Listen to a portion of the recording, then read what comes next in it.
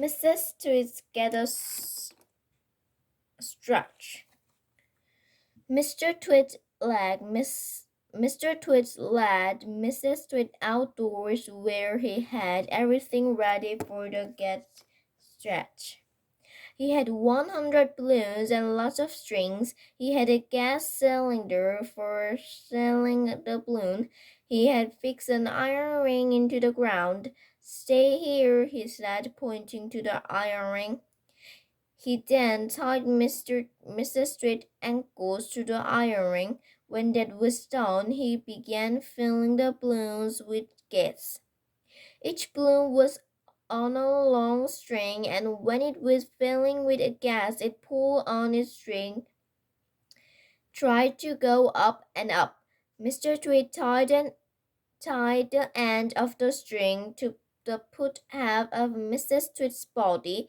Some he tied around her neck, some another her arm, some to her waist, and some even to her hair. Soon there were 50 colored balloons floating in the air about Mrs. Tweed's head. "Can you feel them stretch you?" asked Mr. Tweed. I can, cried Mrs. Tweed. "They're stretching me like mad." He put on another 10 balloons. The upward pull because very strong. Mrs. Tweed was quite helpless now with her feet tried to the ground and her arms pulled upward by the balloon.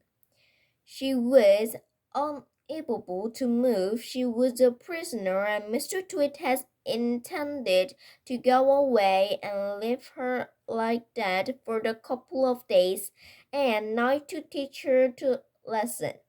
In fact, he was just about to leave when Mrs. Tweed opened her big mouth and said something silly.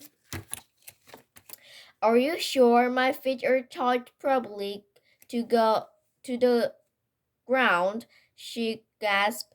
"Is there string around my ankles break? It'll be goodbye for me." And what gave Mr. Tweed his second nasty idea. Mrs. Tweed goes blooming up. "There's enough pull here to take me to the moon," Mrs. Tweed cried out. "To take you to the moon," explained Mr. Tweed.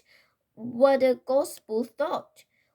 We wouldn't want anything like that to happen on dear me no. We must